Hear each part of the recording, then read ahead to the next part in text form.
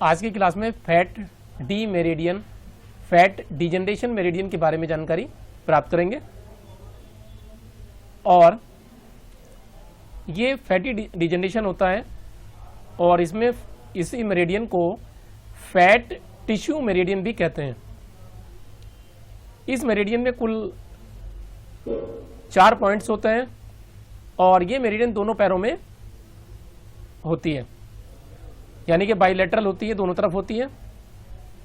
यह मेरिडियन पैर के चौथी उंगली के नाखून के पास टिबियल साइड से शुरू होती है और पांव के पैर के डोर्सम तक चली जाती है। इस मेरिडियन की क्या विशेषताएं हैं, इसके बारे में आपको जानकारी देते हैं।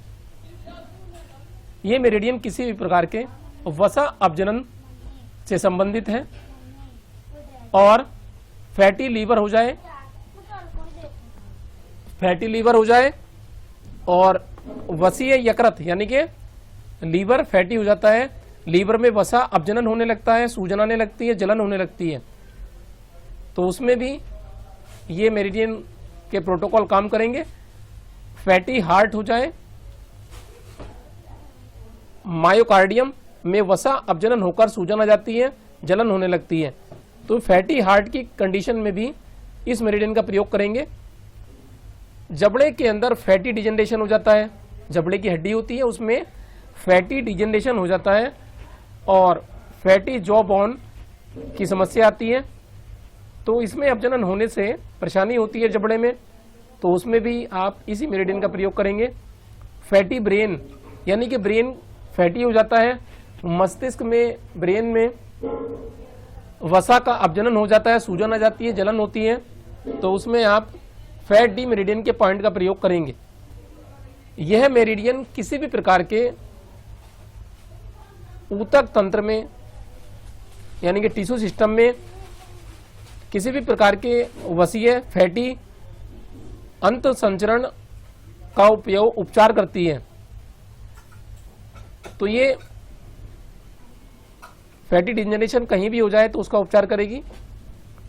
आर्टेरियल स्क्लेरोसिस हो जाए यानी कि धमनी काठन्नी है, धमनी काठन्नी में भी इस मेरिडियन का प्रयोग होगा। इस मेरिडियन का उपयोग किसी भी प्रकार के टिश्यू सिस्टम में कोई फैटी डिजेनरेशन हो जाए तो उसमें ये मेरिडियन काम करती है। जैसे आर्टेरियल स्क्लेरोसिस धमनी काठन्नी में, सेरेब्रल स्क्लेरोसिस यानी कि प्रे मस्तिष्कीय काठिन्य यानी कि ब्रेन में जब फैटी डिजेनरेशन होने लगे तब भी ये मेरिडियन काम करती है। और कोरोनरी वीजल एंड स्क्लेरोसिस, हृदय की जो धमनियां होती हैं उसमें भी फैटी डिजेनरेशन हो जाए तो भी आप इस मेरिडियन का प्रयोग करें। लिपिड नेफ्रोसिस यानी कि गुर्दा जो है, किडनी, वो फैटी हो जाए और उसमें फैटी होने की वजह से एनर्जी का नुकसान या कम होने लगे किडनी की, तो उसमें ये काम करता है। तो लिपोइड नेफ्रोसिस में ये काम करता है यानी कि वसा में गुर्दा और गुर्दे में डिजेनरेशन होने लगे फैट का, तो उसमें ये मेरिडियन काम करती है। वसा अपजनन क्या होता है, तो व्हाट इज फैट डिजेनरेशन, अपजनन बोलते हैं डिजेनरेशन को। तो प्रत्येक कोष में विभिन्न मात्रा में सफेद श्वेतासार यानी कि कार्बोहाइड्रेट और प्रोटीन और चर्बी रहती है, तो पाचक रस की कमी होने से गड़बड़ी आ जाती है और चर्बी ज्यादा इकट्ठा होने लगती है, तो इस तरीके से फैटी डिजेनरेशन हो जाता है। तो ये जो फैटी डिजेनरेशन होता है यह अधिकतर लीवर, किडनी में देखा जाता है या हृदय की पेशी में देखा जाता है, मायोकार्डियम में देखा जाता है। और यह निम्न कारणों से हो जाता है। ऑर्गेनिक पॉइजन से हो जाता है जो कि जीवाणु रहित होते हैं, और अकार्बनिक विष इनऑर्गेनिक पॉइजन से जो जीवाणु युक्त होते हैं इनसे भी हो सकता है। एनॉक्सिया, जब ब्लड में ऑक्सीजन की कमी हो जाती है, और रक्त कम हो जाता है, जिसको एनीमिया बोलते हैं। तो इसमें सब बीमारियों में आप इस मेडिसिन का प्रयोग करेंगे। वसा अपजनन में अनेक परिवर्तन, विकृति जन्य परिवर्तन हो सकते हैं। हृदय पेशियों में हृदय की जो फैट का जमाव होता है और वहां अपजनन होने लगता है। डिप्थीरिया नामक गले के रोग में गले में जो झिल्ली होती है, तो बच्चा जो सांस लेता है तो उसको परेशानी होती है, उसमें भी काम करेगा। एनीमिक इन्फ्रेक्ट्स में रक्ताल्पता के कारण तंतु क्षय होने लगे, तो एनीमिक इन्फ्रेक्ट्स में ये काम करेगा मेरिडियन। हृदय की धमनियों में अवरोध आ जाए तो उसमें काम करेगा। लिपोमाटोसिस का क्या अर्थ होता है, जिसको बोलते हैं हिंदी में वसा अर्बुदता एंड हाइलीनोसिस। तो इसमें क्या होता है कि वसा अर्बुद बनने लगते हैं और फैटी अर्बुद बनने लगते हैं, कि शरीर के अंगों में चर्बी या चिकनाई बढ़ने लगती है, तो इससे व्यक्ति मोटा होने लगता है। नेचुरल फैट प्लाज्मा का एक महत्वपूर्ण एलिमेंट होता है, तत्व होता है। ट्राइग्लिसराइड और फैटी एसिड ये नेचुरल फैट है, ये जल में अघुलनशील होते हैं। इनको शरीर की विशेष कोशिकाओं में संग्रह किया जाता है। इन विशेष कोशिकाओं को एडिपोज टिश्यू कहते हैं। असामान्य स्थितियों में नेचुरल फैट का जमाव इन जनरल कोशिकाओं के पास होने लगता है। इससे इन सामान्य कोशिकाओं की जो वर्किंग है वो इम्बैलेंस हो जाती है, जिसके कारण कोशिकाओं में ऑक्सीजन की कमी महसूस होने लगती है। फैट D1 पॉइंट यहाँ पर दिखाया जा रहा है, ये नाखून के पास होता है किनारे पर। तो ये फैट D1 पॉइंट आपका रिंग फिंगर में आता है और मिडिल फिंगर की तरफ ये साइड में रहता है यहाँ पर, और ये हड्डी के उतार चढ़ाव पर ये पॉइंट होते हैं डॉक्टर बोल के। तो ये फैट D1 जो पॉइंट है, ये पॉइंट जो फैटी डिजेनरेशन होता है वो पेट के, क्योंकि इसमें नीचे के ऑर्गन में होता है, ये नाभि से नीचे के पेट एब्डोमेन में कोई फैटी डिजेनरेशन हो जाए किसी भी ऑर्गन का, और पैर में कोई डिजेनरेशन हो जाए, या लीवर में फैटी लीवर हो जाए, या लिपोइड नेफ्रोसिस गुर्दे का रोग हो जाए, और फैटी किडनी हो जाए तो उसमें भी काम करेगा। पेनक्रियाज में कोई वसा का अर्बुद हो जाए, लिपोमाटोसिस ऑफ द पेनक्रियाज हो जाए, पेनक्रियाज में हो जाए लिपोमा, ये तो फैट D1 पॉइंट को जरूर प्रयोग करें। फैट D1B ये पॉइंट CMP होता है, कंट्रोल मेजरमेंट पॉइंट। किसी भी प्रकार के फैटी डिजेनरेशन में फैट D1B का प्रयोग अवश्य करें। संपूर्ण शरीर में, पूरे शरीर में, ऑल बॉडी में, कहीं भी किसी भी ऑर्गन में यदि फैटी डिजेनरेशन हो रहा हो तो आप इस फैट D1B का प्रयोग करेंगे।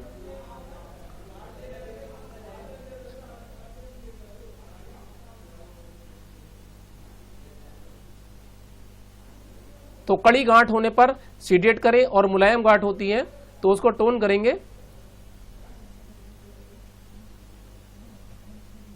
फैट D1B संपूर्ण शरीर के ऑर्गन और वाहिनियों का वसा अपजनन का यह बिंदु है, और इस बिंदु पर उपचार देने से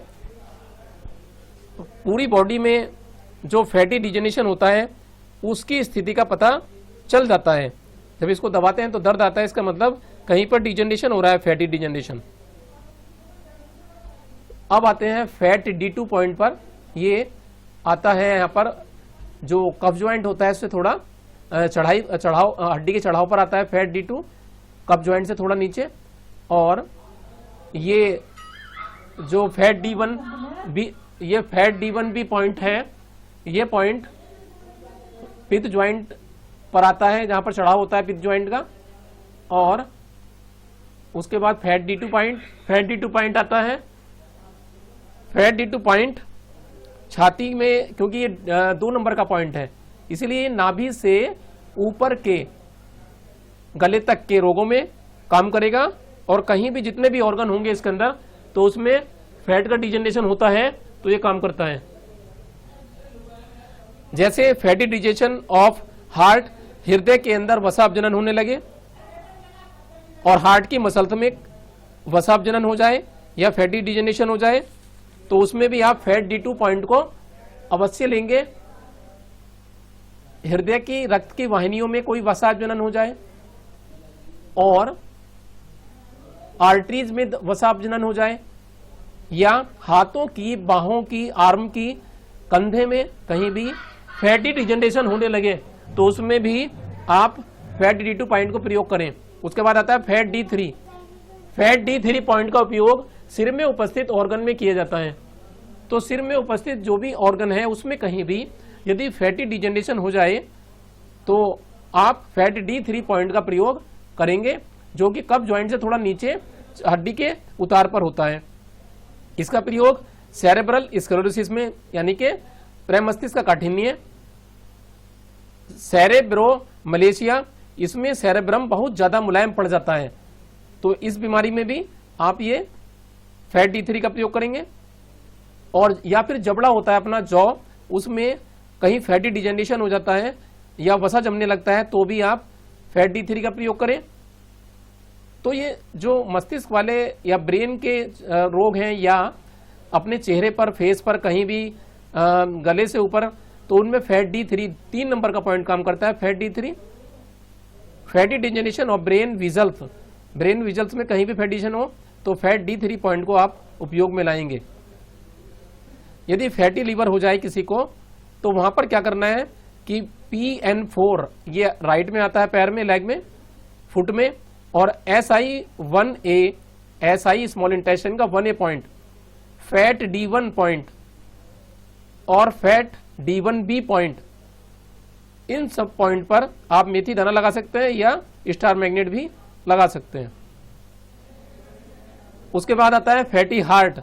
फैटी हार्ट में आप PN4, ये राइट फुट में आता है, PN4, SI1A, फैट D2 और फैट D1A, इन पॉइंटों पर आप फैटी हार्ट का प्रयोग उपचार करेंगे।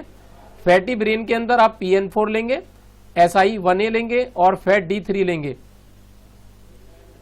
तो ये फैटी ऑर्गन्स और विजल्स इन हेड, हेड में जो भी ये फैटी डिजेनरेशन होगा उसमें काम करेगा। Fat D1A and D1C, meninges surrounding the brain, तो उसमें काम करेगा, यानी कि जब ब्रेन की कवरिंग में कोई परेशानी हो चारों ओर, तो उसमें ये बिंदु और जोड़ देंगे। TW19 MP meninges of brain, तो ये मेजरमेंट पॉइंट है TW19 ब्रेन के मेनिंजेस का, तो उसमें कोई परेशानी हो तो आप ये उपचार करेंगे। साथ में ND3, 3A और 4 ये लेंगे ब्रेन के लिए, तो लाभ ज्यादा मिलेगा। हार्ट के जो वॉल्व होते हैं उनमें कोई स्टेनोसिस, संकुचन होने लगे, तो फिब D2 और D2A या D1A, इन सब का प्रयोग करेंगे। इसमें जो पॉइंट ऐड करने होते हैं, तो पल्मोनरी स्टेनोसिस के लिए H9 राइट में लगाएंगे। पल्मोनरी स्टेनोसिस हो जाए तो उसमें H9 राइट में लगाएंगे। एरोटिक स्टेनोसिस हो जाए तो H9 लेफ्ट में लगाएंगे। मिट्रल स्टेनोसिस, मिट्रल वॉल्व में स्टेनोसिस हो जाए तो H8 लेफ्ट में लगाएंगे। ट्राइकोस्पिड स्टेनोसिस वॉल्व में हो जाए कोई परेशानी, स्टेनोसिस हो जाए तो H8 राइट में लगेगा। तो इन सब में आप ये पॉइंट लगाएंगे। गर्दन में, स्किन में कोई भी गांठ हो जाए तो इस मेरिडियन का प्रयोग किया जाता है। तो इस प्रकार आप इन पॉइंट का प्रयोग करेंगे और वीडियो को बार बार देखें और जो भी पॉइंट नोट करने हैं आप अपनी नोटबुक लेके बैठा करें और उसके अनुसार आप ये पॉइंट लगाएं। तो ये सभी पॉइंट की लोकेशन आपको यहाँ दिखाई जा रही है। ये फैट D1 रिंग फिंगर में होता है और ये नाखून के किनारे पर। उसके बाद ये फैट D1 भी पॉइंट है। फैट D1 भी जो पॉइंट है ये पित्त ज्वाइंट से, ये पित्त ज्वाइंट है, इसे थोड़ा सा इधर की तरफ नाखून की तरफ होता है और ये फैट D2 पॉइंट है, ये पॉइंट कप जॉइंट से नीचे होता है यानी नाखून की तरफ, और फैट D3 कप जॉइंट से थोड़ा नीचे होता है हड्डी के उतार पर। तो इस तरीके से इनकी डायरेक्शन आपको यहाँ पर दिखाई जा रही है। ये दोनों लेग्स में जो फुट होते हैं उनमें दोनों तरफ ये डोर्सल साइड बोथ फीट दोनों पैरों में होता है फैट D जनरेशन मेरिडियन, और ये फैट D1 B CMP होता है कंट्रोल मेजरमेंट पॉइंट। तो इसको आप मोटापे में भी यूज करते हैं और वसा अपजनन यानी कि फैट डिजनरेशन में ये काम करती है।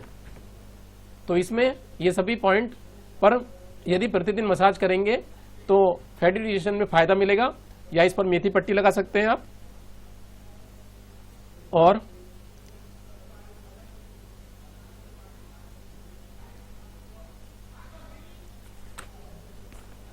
और इस प्रकार आप इस फैटी डिजेशन के पॉइंटों को अपने प्रोटोकॉल में शामिल करें, खान पान का ध्यान रखें तो आपको लाभ मिलेगा। चिकनाई ना खाएं और ये पॉइंट रोजाना लगाते रहें लंबे समय तक, तो आपको लाभ प्राप्त होगा। आज के वीडियो में इतना ही, अगली वीडियो में एक बार फिर, तब तक के लिए नमस्कार।